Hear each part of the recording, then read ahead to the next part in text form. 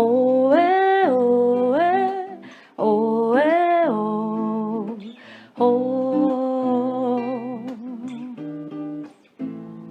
Que tal abrir a porta do dia? Abrir sem pedir licença, sem parar pra pensar em nada legal. Ficar sorrindo à toa, na boa, sorrir pra qualquer pessoa e andar sem rumo na rua. Hey, hey. Pra viver e pra ver não é preciso muito. Atenção pra lição está em cada gesto. Tá no mar, tá no ar, no brilho dos teus olhos. Eu não quero tudo de uma vez, eu só tenho um simples desejo. Hoje eu só quero que o dia termine bem. Hoje eu só quero que o dia termine muito bem. Hoje eu só quero que o dia termine bem. Hoje eu só quero que o dia termine muito bem. Oh, ai,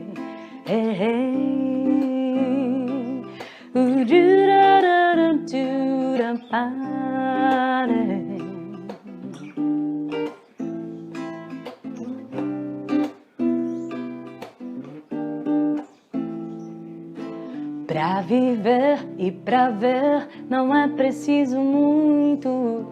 Atenção pra lição está em cada gesto. Tá no mar, tá no ar, no brilho dos teus olhos. Eu não quero tudo de uma vez, eu só tenho um simples desejo. Hoje eu só quero que o dia termine bem. Hoje eu só quero que o dia termine muito bem. Hoje eu só quero que o dia termine bem. Hoje eu só quero que o dia termine muito bem. Oê, oê, oê, oh, oh. Oê, oê, oê, oh, oh.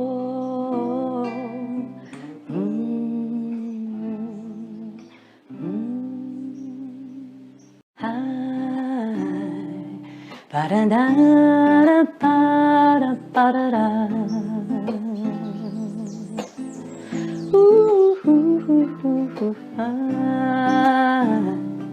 Parará,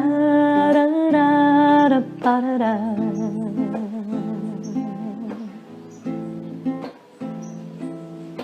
Mesmo sendo assim, um pobre pecador, Deus me ama.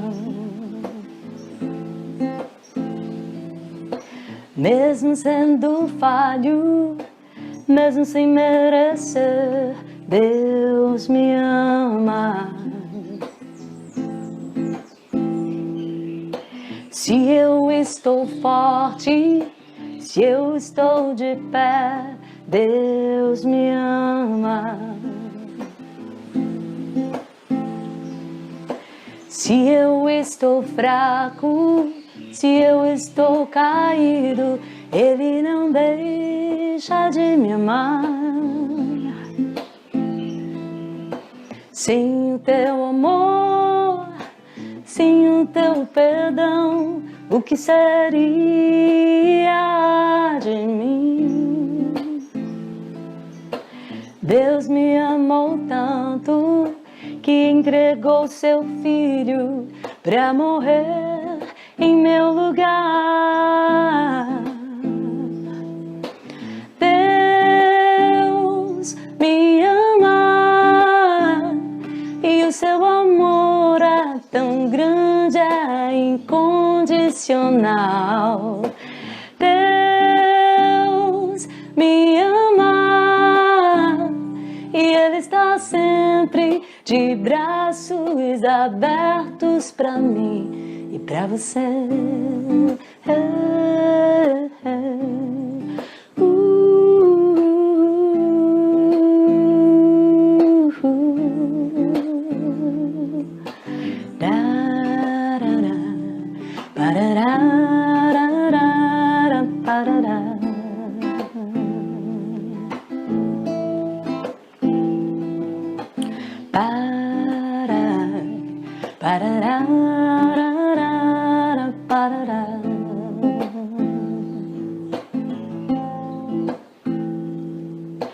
Mesmo sendo assim, um pobre pecador, Deus me ama. Mesmo sendo falho, mesmo sem merecer, Deus me ama. Se eu estou forte, se eu estou de pé, Deus me ama. Se eu estou fraco, se eu estou caído, Ele não deixa de me amar. Sem o teu amor, sem o teu perdão, o que seria de mim? Deus me amou tanto que entregou seu filho para morrer em meu lugar. Deus me ama e o seu amor é tão grande, é incondicional. Deus me ama e Ele está sempre de braços abertos para mim. Deus me ama e o seu amor é tão grande, é incondicional. Deus me ama e Ele está sempre de braços abertos para mim e para você. Hey, yeah, hey, yeah.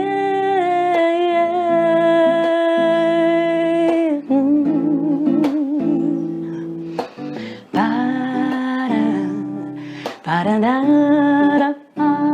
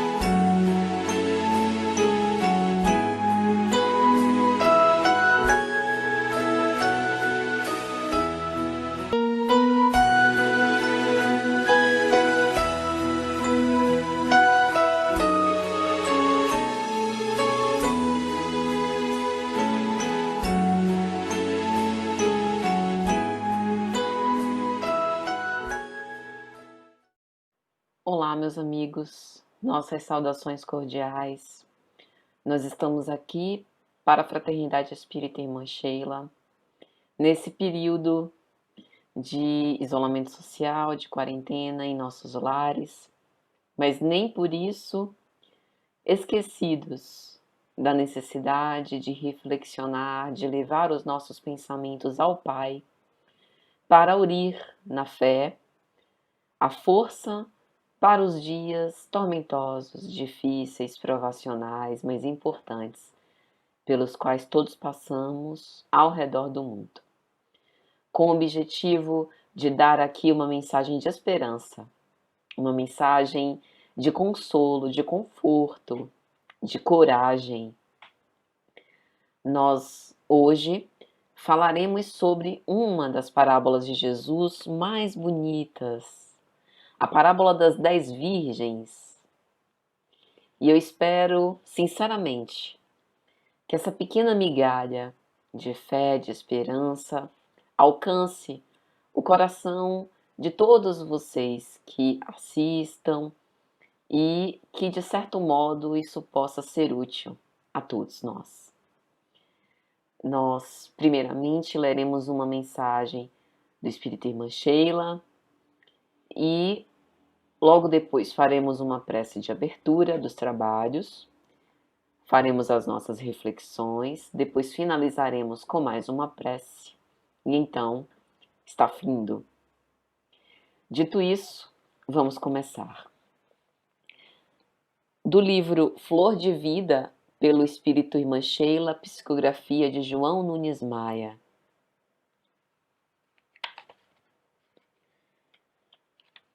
Capítulo 12. Os Rancenianos.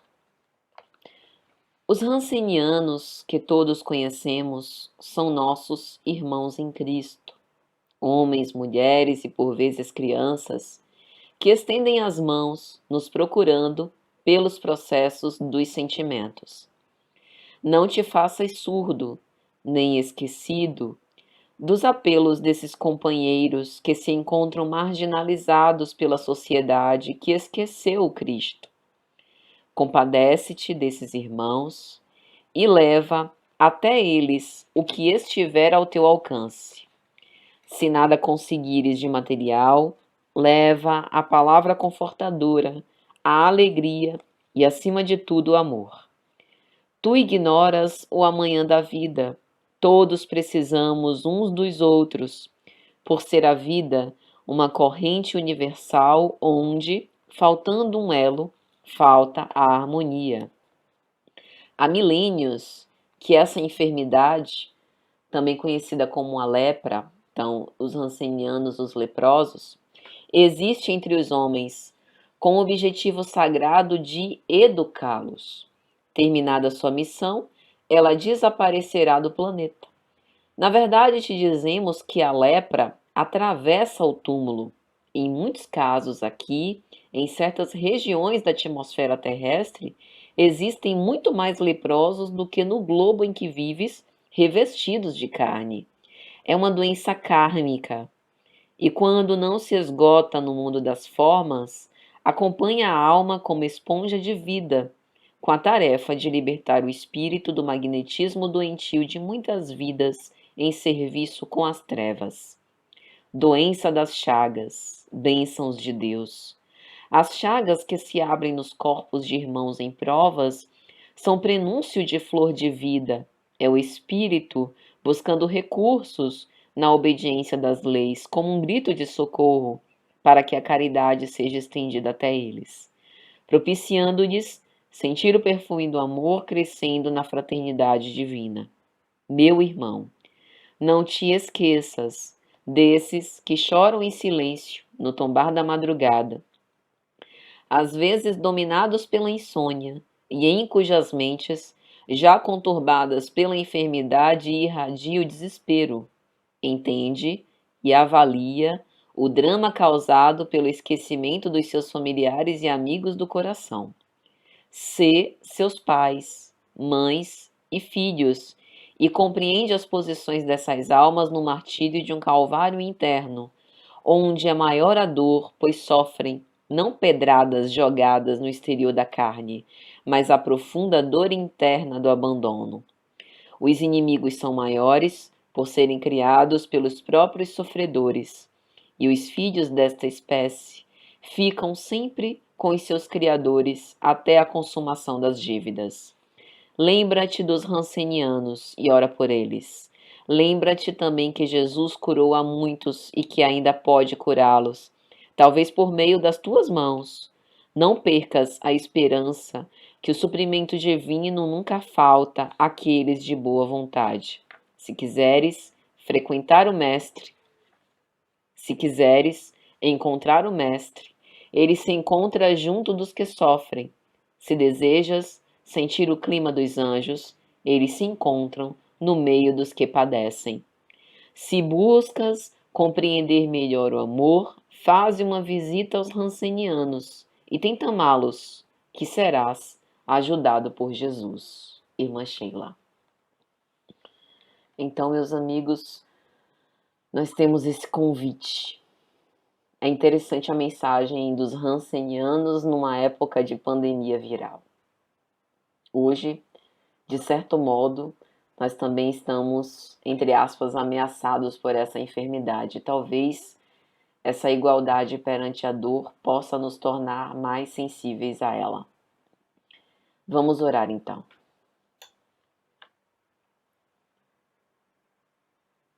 Divino amigo e mestre Senhor, mensageiro da paz, que seja para o teu coração misericordioso as nossas mais elevadas aspirações. Auxilia-nos a nos auxiliar e a auxiliar os outros que convivem conosco, que muitas vezes estão ao nosso lado, debaixo do mesmo teto, e que por vezes nós não sabemos muito bem como ajudar. Inspira-nos com os sentimentos elevados de fraternidade e caridade, para que possamos ser sensíveis a essa dor, e ajuda-nos a estender as nossas mãos laboriosas em serviço, com o objetivo de fazer o melhor que pudermos para o nosso bem e para o bem de toda a humanidade. Vem ter conosco, Mestre amado, fica conosco hoje, agora e sempre, que assim seja. Então, minha gente, vamos agora iniciar as nossas reflexões sobre a parábola das 10 virgens. Essa parábola foi escolhida porque no mês de abril da Fraternidade Espírita Irmã Sheila, nós estamos estudando o livro de Caiba Schutel, acho que não dá para ver daí, mas é Parábolas e Ensinos de Jesus. Então, por isso a nossa ideia de fazer essa abordagem. Bom, está lá no capítulo 25 de Mateus, versículos 1 a 13. A gente vai ler o texto evangélico e a seguir faremos as nossas considerações. Tudo bem? Então, o reino dos céus será semelhante a 10 virgens, que tomando as suas lâmpadas, saíram ao encontro do esposo. E 5 delas eram prudentes, e 5 loucas.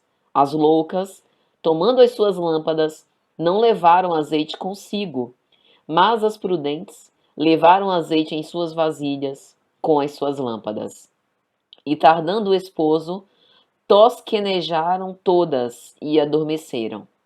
Mas, à meia-noite, ouviu-se um clamor. Aí vem o esposo, saí-lhe ao encontro. Então todas aquelas virgens se levantaram e prepararam as suas lâmpadas. E as loucas disseram às prudentes: dá-nos do vosso azeite, porque as nossas lâmpadas se apagam. Mas as prudentes responderam, dizendo: não seja caso que nos falte a nós e a vós, ide antes aos que vendem e comprai-o para vós. E tendo elas ido comprá-lo, chegou o esposo, e as que estavam preparadas entraram com ele para as bodas, e fechou-se a porta. E depois chegaram também as outras virgens, dizendo: Senhor, Senhor, abre-nos. E ele respondendo disse: em verdade eu vos digo que vos não conheço. Vigiai, pois não sabeis o dia nem a hora em que o Filho do Homem há de vir. Essa é a parábola. Bom, Quando nós analisamos uma parábola de Jesus, a primeira coisa que a gente precisa entender é que os símbolos que Jesus escolhe, ele não coloca por acaso.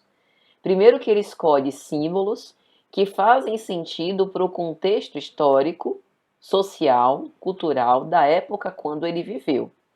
Porque o principal objetivo de Jesus é dar uma mensagem que fosse entendida pelos seus convivas, mas que também fosse uma mensagem que é de origem divina e que, portanto, se prolongasse ao longo do tempo, de preferência sendo protegida de adulterações, e para que, à medida que a nossa consciência se expanda e a gente vai progredindo moralmente, a gente consiga ir interpretando e fazendo novas reflexões cada vez mais profundas do conteúdo da parábola.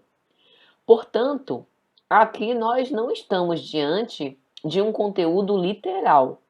Então, a parábola, ela não deve ser tomada ao pé da letra. Até pode. E interpretando-a ao pé da letra, a gente tem um nível de reflexão que já é bastante válido, que é uma lição moral importante para os nossos dias. Mas aqui nós estamos diante de um conteúdo simbólico, o que significa que os símbolos que Jesus utiliza nesse texto têm um significado espiritual. Então Jesus não falava para corpos que iriam perecer, mas ele falava para espíritos imortais que nós somos. Aí, veja só que interessante. A parábola das 10 virgens fala sobre a preparação de um casamento.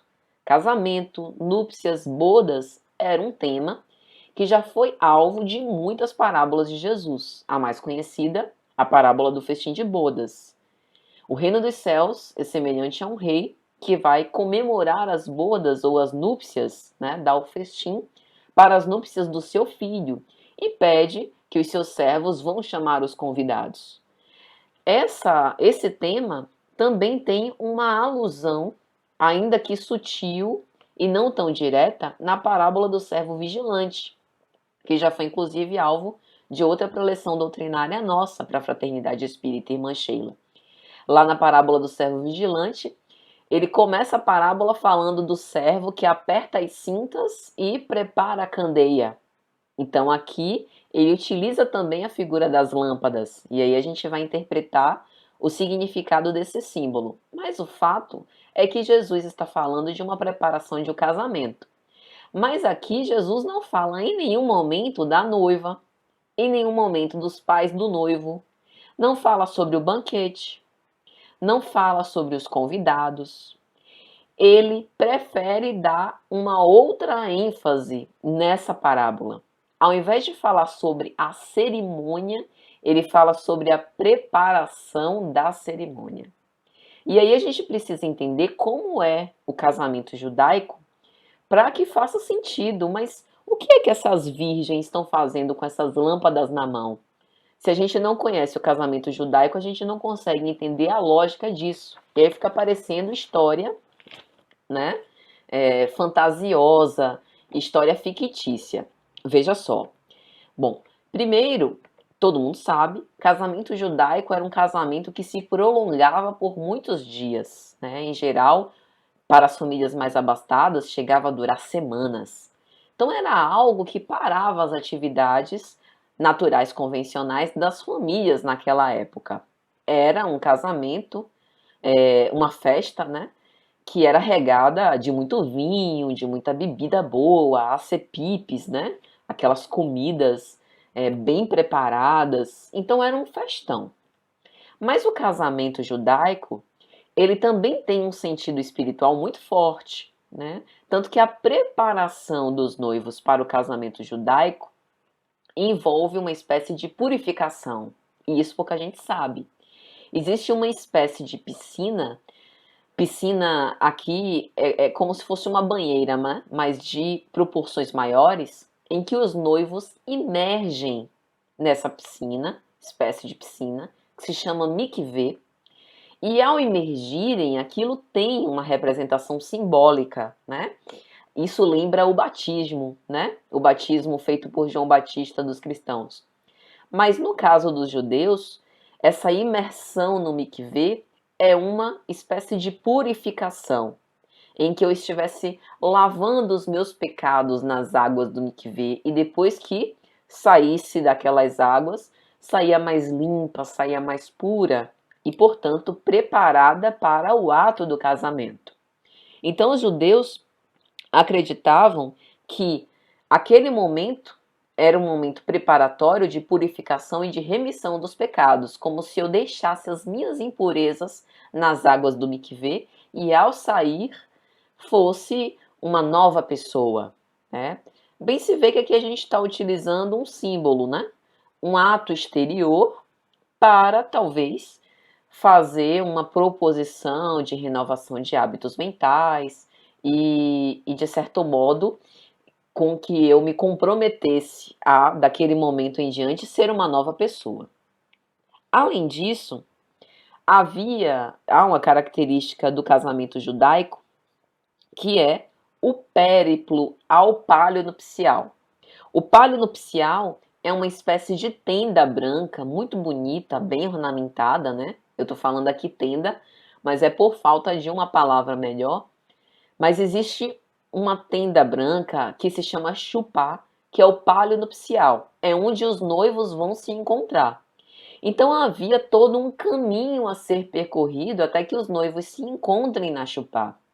E esse caminho a ser percorrido era percorrido pelo noivo ao lado das virgens, com as candeias, com as lamparinas, com a iluminação, que era a iluminação possível na época, nas suas mãos. E isso também tem um significado judaico, né? A maioria dos teóricos falam que isso visa lembrar a libertação do povo hebreu do jugo egípcio, em que eles precisam caminhar para receber no Monte Sinai a revelação divina através de Moisés, os 10 mandamentos.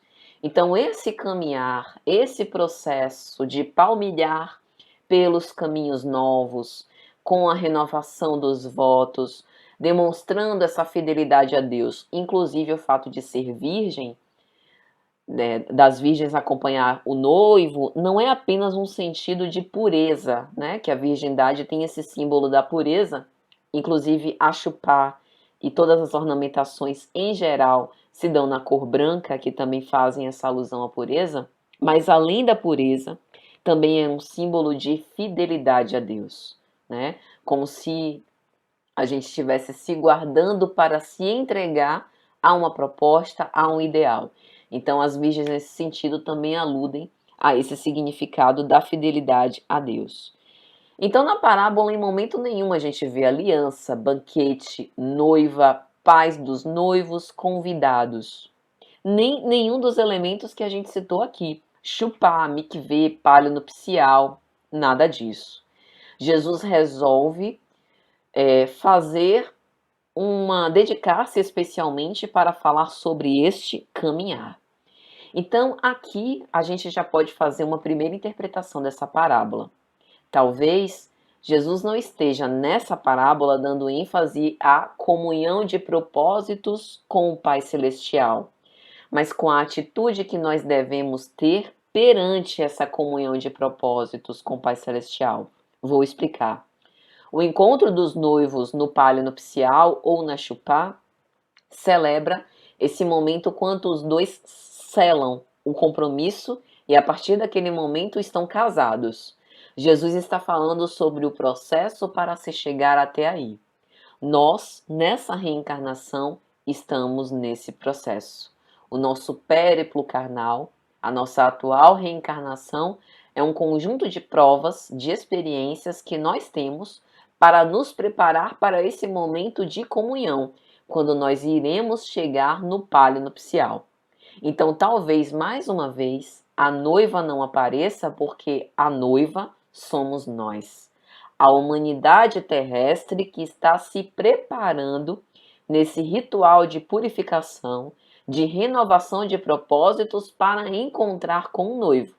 Então, nós não somos nem as virgens, nem as prudentes, nem loucas, nem somos o noivo. O noivo é Jesus, que já está pronto. que já nos espera. Então, por isso as virgens ficam esperando o noivo, né? Cuidado, fiquem atentas e vigiem, porque não se sabe a hora que o noivo vai chegar. E quem tem que se preparar é a noiva, que não aparece porque está aqui do outro lado. Somos nós que estamos andando e tentando extrair das experiências as lições morais, as lições de amor, as lições precisas para que a gente possa crescer. Bom, então, do casamento judaico, são essas as reflexões. Agora vamos ao texto da parábola. Bom, a parábola começa com 10 virgens. Por que 10 virgens? Poderiam ser 5, 7, 8, 12, 15, 20. Por que 10? E por que a proporção de das 10, 5 loucas e 5 prudentes?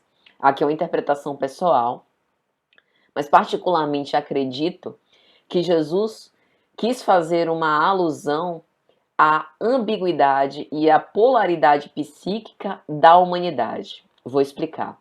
Carl Gustav Jung, psicólogo, né, transpessoal, ele colocou o seguinte conhecimento para nós.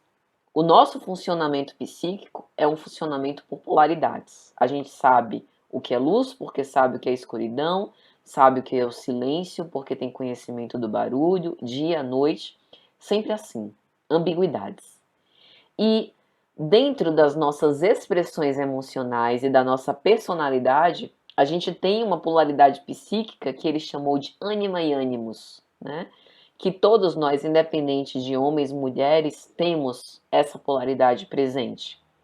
E enquanto um lado da polaridade está mais expressiva, tem maior expressão na nossa personalidade, na nossa vida, o outro está mais sombreado, está mais oculto, né? Então aqui, provavelmente, e aí é uma interpretação pessoal, Jesus coloca as 5 virgens loucas e as 5 virgens prudentes como esse símbolo de que nós não somos nem anjos nem demônios, mas nós temos uma igualdade de probabilidades de dar mais ênfase a uma polaridade ou a outra. Que se nós quisermos e nos decidirmos, nós temos condição de fazer brilhar a nossa luz e de ter a prudência necessária para abastecer as nossas lâmpadas e esperar com vigilância o momento quando o noivo vai chegar. Mas que nós também podemos ser as virgens loucas, as virgens imprudentes que não se prepararam de reservar o óleo para as suas lamparinas, que não se prepararam para o casamento.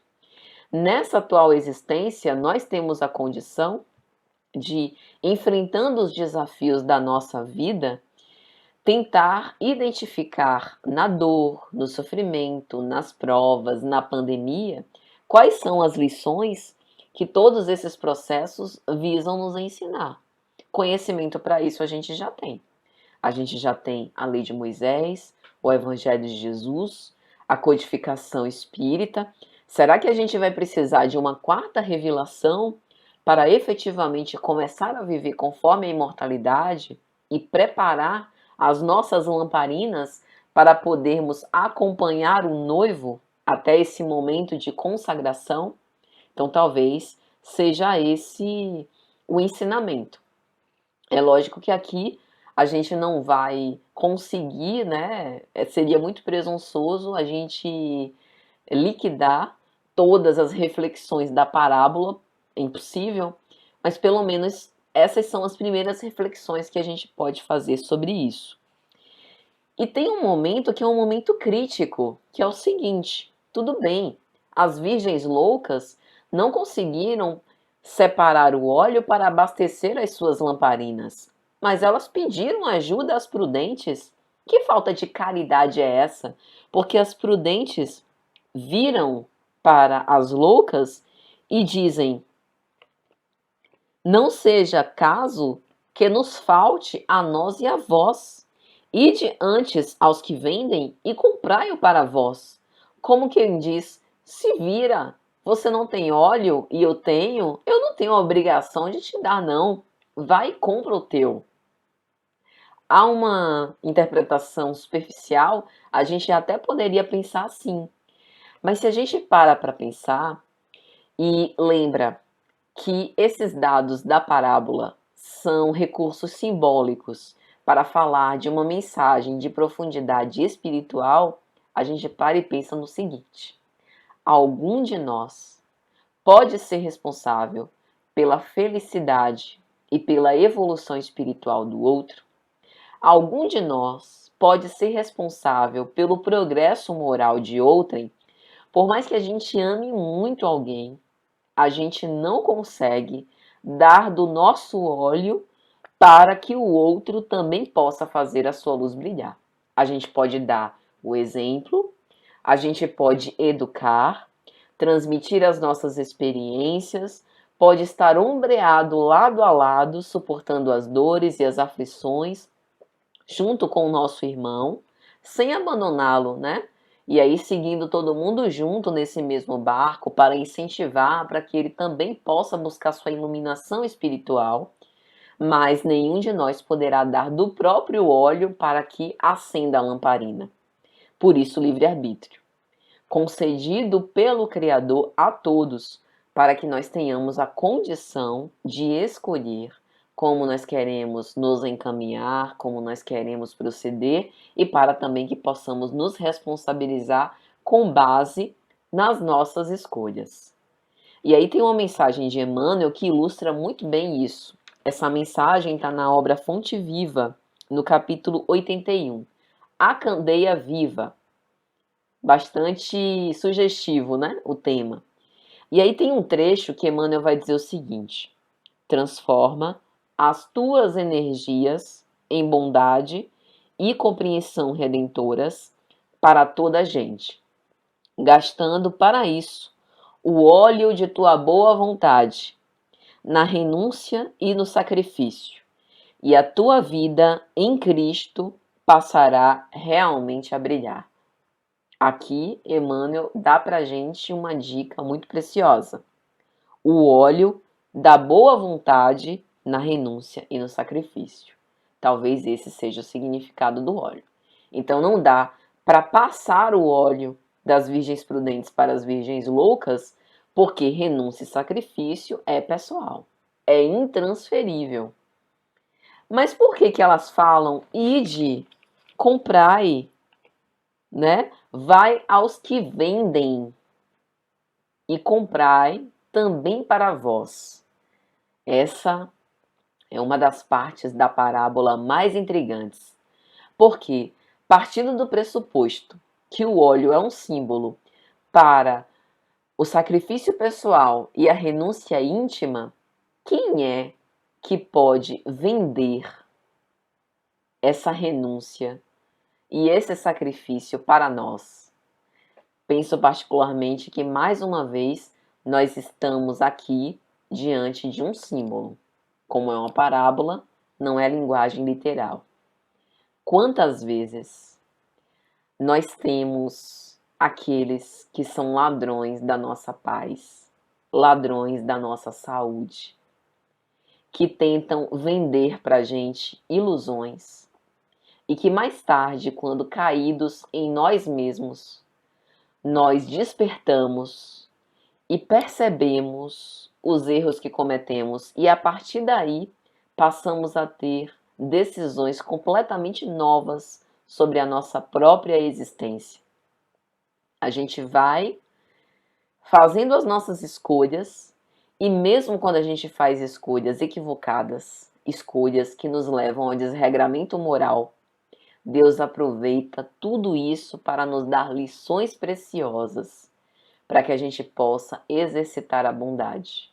Nos faz renascer num lar que muitas vezes a gente não tem afinidade, não tem vínculos espirituais com aquelas pessoas, mas nós renascemos na oportunidade de desenvolver as lições necessárias ao nosso progresso.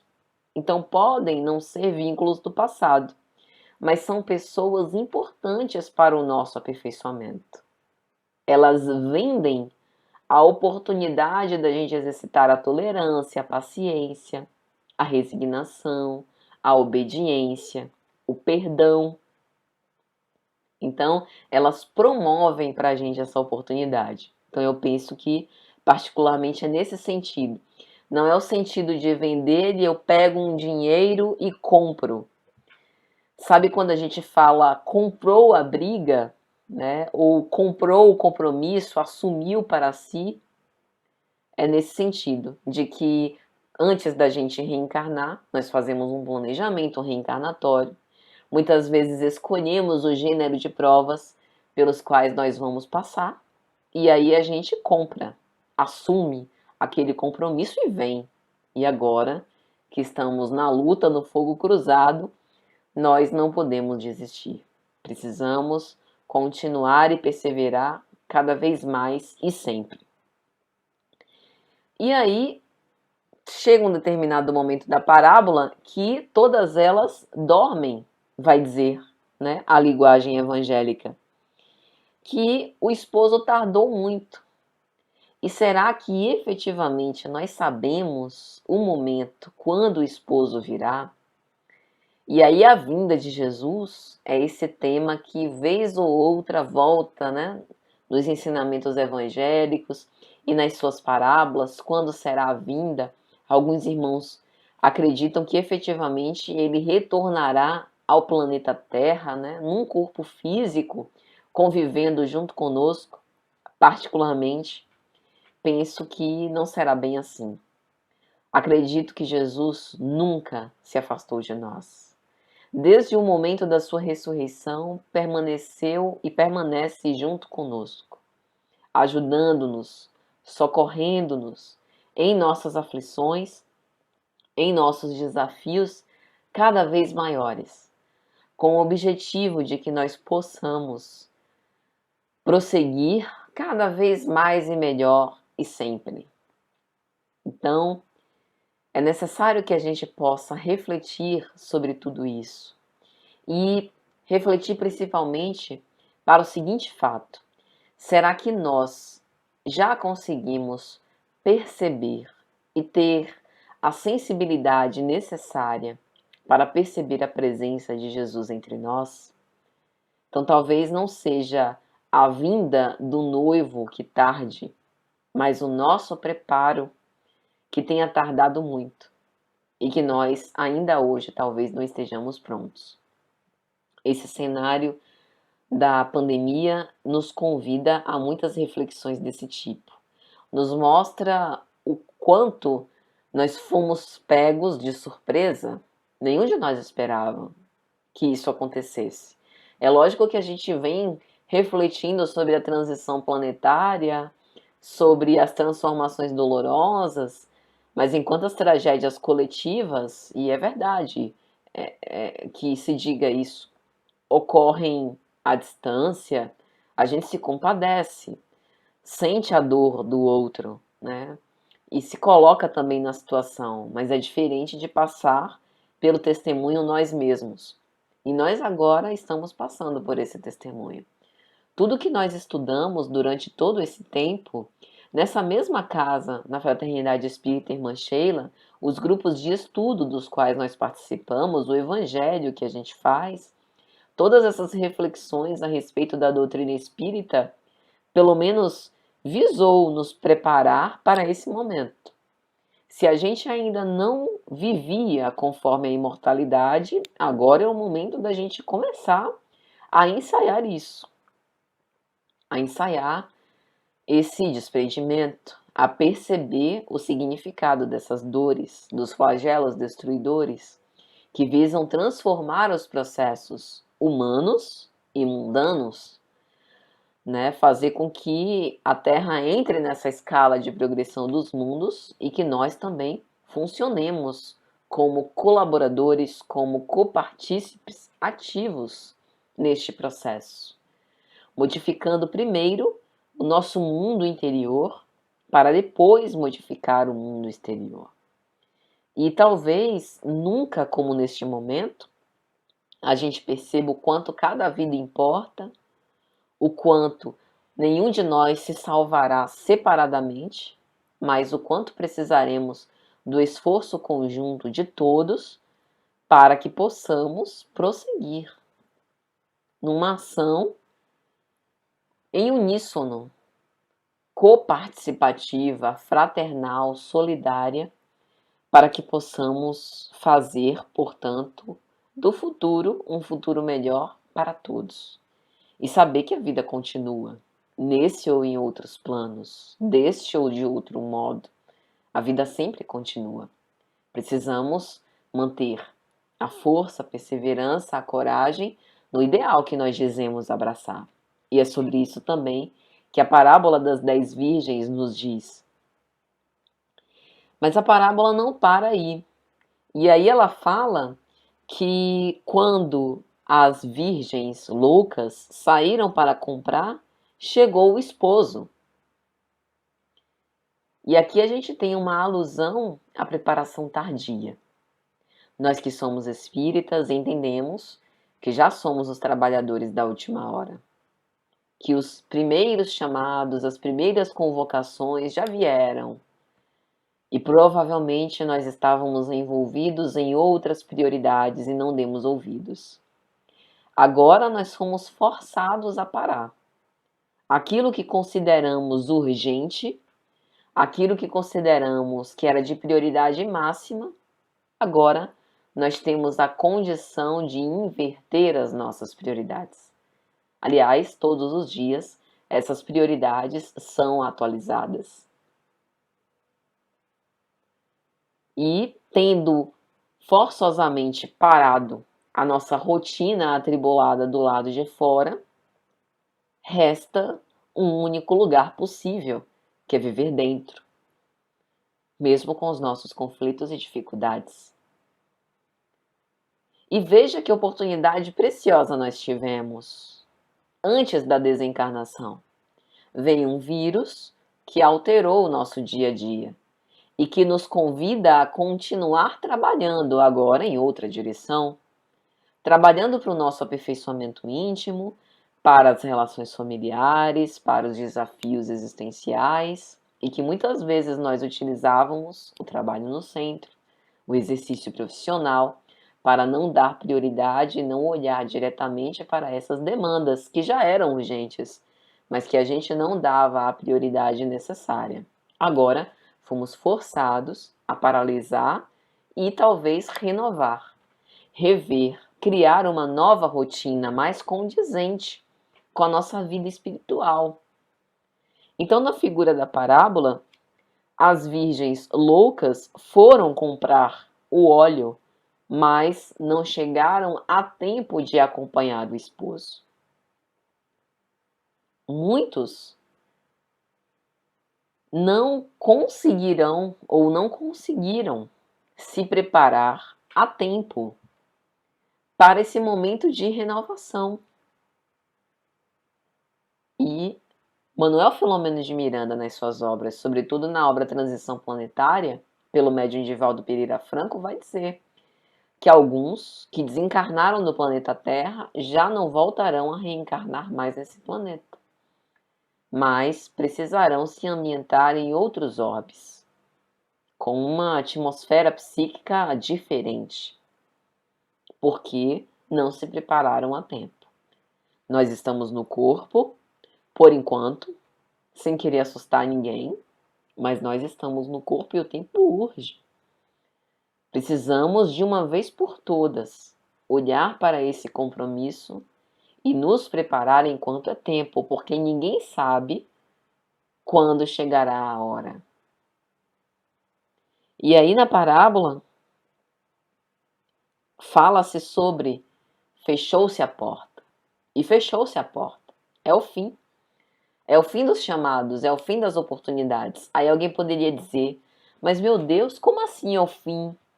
O Espiritismo me diz que não há penas eternas, que ninguém é sentenciado ao inferno ou ao céu, que sempre há chances. O Espiritismo me mostra que a reencarnação é uma lei e que eu sempre terei de oportunidades de reaver os meus equívocos e de me reconciliar. Onde estaria a justiça se eu perdesse a oportunidade? De fato, isso é assegurado. Porque a lei de Deus é uma lei de progresso. E todos nós temos uma fatalidade, que é a perfeição moral. Nós seremos perfeitos, é questão de tempo e de esforço próprio. A gente pode trabalhar para adiantar esse processo. Mas então, por que fechou-se a porta? Fechou-se a porta desta oportunidade, desta chance, deste caminho. Nós fomos convidados para participar da regeneração do planeta. Mas se a gente também não quiser se preparar para ser um colaborador ativo, fechará-se a porta. E aí a gente vai precisar postergar essa oportunidade. Talvez vamos ter a oportunidade de reencarnar e de reaver os nossos equívocos, mas talvez não com os mesmos recursos que nós tivemos nesse momento, porque de certo modo nós desmerecemos a oportunidade. Então, o momento é de profundas reflexões sobre como a gente tem se conduzido. Se a gente realmente tem investido a nossa vida em trabalhar no bem, em prol de nós mesmos e em prol dos outros. Ou se a gente tem se preocupado com questões levianas, questões irrelevantes para a nossa vida espiritual. Se as distrações têm tomado conta da nossa existência. Porque poderá chegar um momento em que, não preparados, a porta será fechada e o noivo não irá nos reconhecer. É isso que a parábola diz.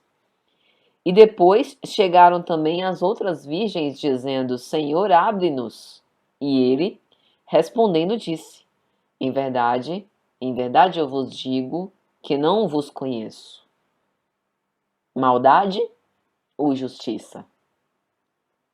Se nós passamos toda uma existência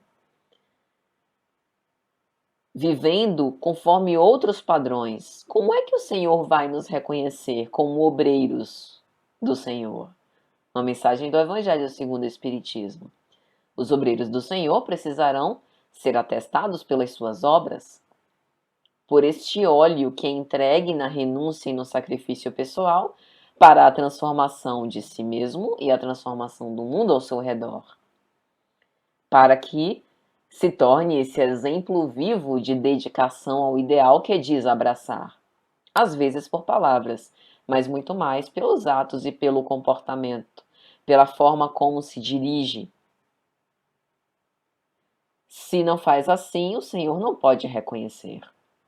Como ele vai reconhecer uma ovelha do seu rebanho se essa ovelha anda por outros caminhos, senão aqueles caminhos que ele conduz? E aí na parábola ele diz mais: vigiai, pois não sabeis o dia nem a hora em que o Filho do Homem há de vir. Esse termo Filho do Homem, há muitas menções sobre ele, e a maioria delas ligadas ao Messias, a Jesus. Há muitas interpretações para isso. A que eu mais gosto é a filha do homem como resultado ou fruto do homem, fruto da humanidade, como um protótipo daquilo que a humanidade deve considerar como modelo, o modelo de ser humano. Joana de Ângeles chama de o homem integral. Jesus era esse símbolo do homem integral, do homem pronto. Né? Até Pilatos, quando ele apresenta Jesus para o povo, eis o homem. A humanidade real, vai dizer Emmanuel, era o que estava presente em Jesus. Jesus, na sua existência corpórea terrestre conosco, ele passa por todas as vicissitudes do mundo material e dificuldades que nós poderemos enfrentar na nossa vida. Toda espécie de desafios. E mostra como o ser humano autêntico, aquele cristão verdadeiro, deve se conduzir perante todas as provas, todas as tentações. Então, esse filho do homem foi alguém que é o nosso irmão mais velho, que passou por todos esses processos humanos. Emmanuel diz que os planetas onde Jesus participou, né, desses processos de seu aperfeiçoamento já nem existem mais. Eu dou risada porque isso denota a excelsitude e a superioridade moral de nosso querido Jesus, querido Messias, e mostra o abismo imenso que há entre nós e que talvez um dia podemos transpor a pouco e pouco, com base no nosso esforço. Então, por isso, o Filho do Homem. Mas há muitas interpretações. No Velho Testamento, no Antigo Testamento, no livro do profeta Daniel, capítulo 7, versículos 13 a 14, ele faz a menção do Filho do Homem e atribui ao Filho do Homem o mesmo, faz uma correlação ao Messias. Vai dizer o texto: Eu estava olhando nas minhas visões da noite, e eis que vinha com as nuvens do céu como o Filho do Homem, e dirigiu-se ao ancião de dias, e o fizeram chegar até ele. Foi-lhe dado domínio e glória, e o reino, para que os povos, nações e homens de todas as línguas o servissem. O seu domínio é eterno, que não passará, e o seu reino jamais será destruído. Será que nós não estamos caminhando para isso? Todos nós, no mundo inteiro, paralisamos as nossas atividades para o exercício, ou pelo menos para pensar na solidariedade e fraternidade. Não é essa a mensagem do Evangelho de Jesus? Não precisa saber os versículos do Sermão da Montanha de cor, todas as parábolas de cabeça. Basta viver conforme esses ensinos. Os ensinamentos morais de Jesus não falam sobre este amor sublime que deve ser vivido, sobre o amor incondicional, o amor aos nossos inimigos, sobre o respeito e a tolerância às diferenças. E não é isso, ou pelo menos não é para isso, que nós estamos vendo os processos humanos caminharem. Portanto, meus amigos, nós precisamos, nestes tempos, como nunca, pensar sobre tudo isso. E talvez nessa figura da parábola, a imagem das virgens loucas que vão comprar o óleo e se atrasam, também falem sobre nós. Que preocupados com muitas atividades, com muitas atribuições e com aquilo que não é importante, esquecemos daquilo que é essencial. E aí, já caminhando para o finalzinho de nossos comentários, eu gostaria aqui de lembrar de um texto evangélico que também é muito importante nestes dias, que foi o encontro de Jesus com as irmãs de Lázaro, Maria e Marta. E a exortação que Jesus faz para que Marta desse atenção àquilo que fosse a boa parte, uma só coisa que fosse necessária. Está lá no Evangelho de Lucas, no capítulo 10, versículos 38 a 42. E aconteceu que, indo eles de caminho, entrou Jesus numa aldeia, e certa mulher, por nome Marta, o recebeu em sua casa. E tinha esta uma irmã, chamada Maria, a qual, assentando-se também aos pés de Jesus, ouvia a sua palavra. Marta, porém, andava distraída em muitos serviços, e aproximando-se, disse: Senhor, não se te dá de que minha irmã me deixe servir só? Dize-lhe que me ajude.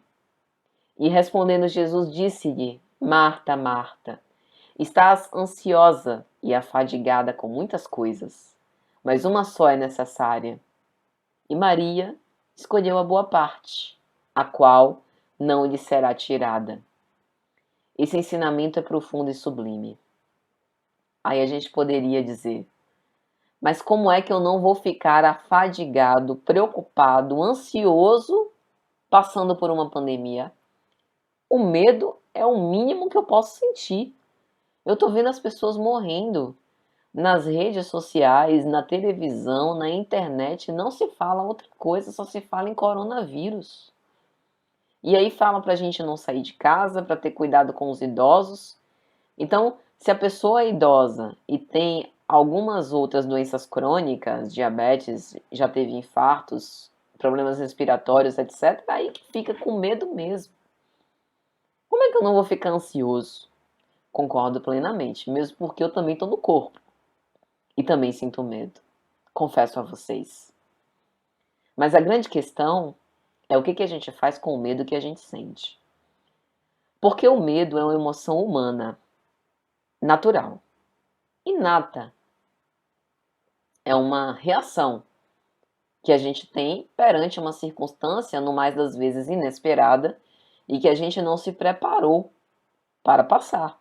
Pandemia é um exemplo claro disso. Mas a gente pode fazer com que esse medo cresça de tal modo que daqui a pouco nós estamos desesperados. E é exatamente isso que nos convém evitar. Não é que a fé em Jesus e nos ensinamentos sublimes nos deixe com uma proteção, pseudo-proteção, que vai nos blindar e nos imunizar ao coronavírus. Nós vimos que os apóstolos, todos, morreram martirizados, à exceção de João Evangelista. Eles ficaram enfermos. Na obra Paulo e Estevão a gente vê isso. Saulo e Barnabé, dormindo ao relento, comendo pouco, descansando o mínimo, ficaram doentes, caíram de cama muitas vezes, assim como os outros apóstolos. Então, não há regime de exceção. Aquilo que nós tivermos de passar, nós passaremos. Então, os ensinamentos de Jesus não é para dar um privilégio. Sou espírita, né? Tô pleno. Isso não me atinge. Não é bem assim. Tanto é que na mensagem psicofônica de Bezerra de Menezes, pelo médium Divaldo Pereira Franco, Bezerra foi bem enfático. Tende prudência, seguir as recomendações das autoridades médicas e sanitárias para os cuidados que devem ter. Dai a César o que é de César, mas também a Deus o que é de Deus. E esse a Deus o que é de Deus é a gente não permitir ser tomado pelo desespero e confiar. Entender que esses processos são naturais. Ver essa situação com naturalidade não é banalizar. Não é achar que tudo bem que as pessoas estão morrendo e que a situação está trágica. Não é isso.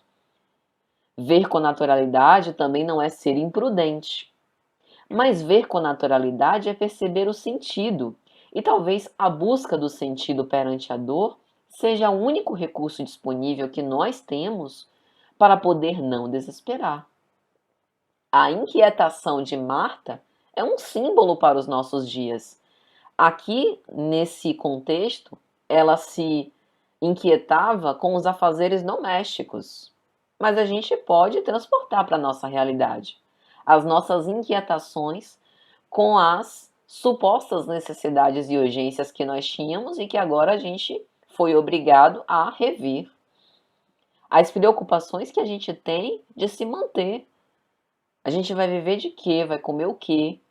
Se eu ficar doente, eu vou me internar em que hospital? Qual é a assistência que eu vou ter? Essas inquietações passam pela nossa cabeça e continuarão passando. Mas, vou voltar no texto, os ensinamentos que Jesus tem a nos dar é o seguinte: Marta, Marta, estás ansiosa e afadigada com muitas coisas, uma só é necessária.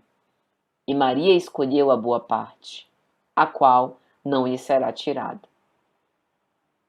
Se nós escolhemos a boa parte, nós temos a consciência de que esse evangelho que nós dizemos amar nos dá a certeza que a vida continua, e isso nos dá força para enfrentar todos os desafios que nós temos pela frente.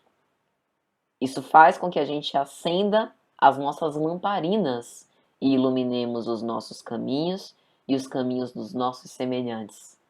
para que todos juntos possamos caminhar lado a lado para esse futuro radioso, esse futuro que nos aguarda, que nos espera, esse futuro luminoso, quando todos nós possamos estar reunidos de novo com Jesus e Jesus reconhecendo-nos a todos para este banquete, que não é exatamente comes e bebes, mas é um banquete espiritual, onde nós possamos nos sentir plenamente felizes, repletos do Espírito Santo.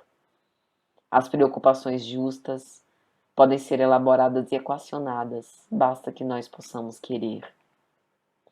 E aí, meus amigos, já fazendo as considerações finais, eu faço aqui uma confissão pessoal. Logo no início do isolamento social voluntário, eu confesso que passei por alguns dias de desordem psíquica. As nossas rotinas se modificam. A gente não sabe muito bem o que fazer. Se sente um pouco perdido, mas passados esses momentos turbulentos iniciais, a gente precisa voltar e lembrar que a Terra não é uma nau desgovernada, mas que o governador planetário é Jesus e ele nos conduz. E ao invés de ficar desnorteado, a gente precisa alinhar os nossos pensamentos, orar e passar a meditar.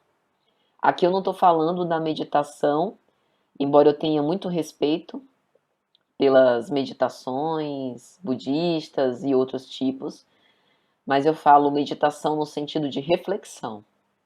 Mais do que nunca, a gente precisa parar para refletir sobre a nossa vida. E se for o momento de modificar, agora é a hora, mais do que nunca. E se for o caso de nós nos despedirmos do corpo físico por essa enfermidade, que assim seja e que ela nos pegue trabalhando. Esse trabalho, a gente não precisa se angustiar para ter que ser útil de qualquer modo, mas observar como que a gente pode utilizar o nosso tempo numa tarefa que dignifique, que dê sentido à nossa existência. Cada um de nós precisará se perguntar e cada um de nós terá uma resposta muito particular. O importante é não parar, e sim recomeçar de uma forma diferente, que traga sentido e felicidade, para que, assim como Maria, nós também tenhamos escolhido a melhor parte. Eu espero, sinceramente, que todos tenham sido beneficiados de algum modo por essa mensagem que é a do Cristo. O Cristo deve ser o nosso modelo e guia sempre, principalmente nessas horas. Jesus está conosco, meus amigos. Sempre esteve e sempre estará, principalmente nesses dias. Que Ele então nos abençoe, nos proteja, nos ilumine e nos guarde a todos. Nós estamos juntos nessa. E com votos de que seja de alguma sorte útil, me despeço, até breve. Vamos fazer a nossa prece final para agradecer por esse momento.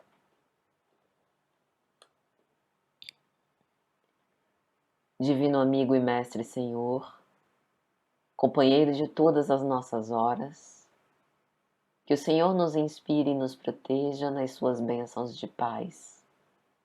Que o teu amor, a tua bondade, a tua misericórdia nos estimule ao bem. E que todos nós, Senhor, possamos ter a tranquilidade do nosso mundo íntimo para enfrentarmos essa situação com coragem e prudência. Vem ter conosco, hoje, agora e sempre. Que assim seja. Muita paz a todos, meus amigos. Que Deus nos abençoe.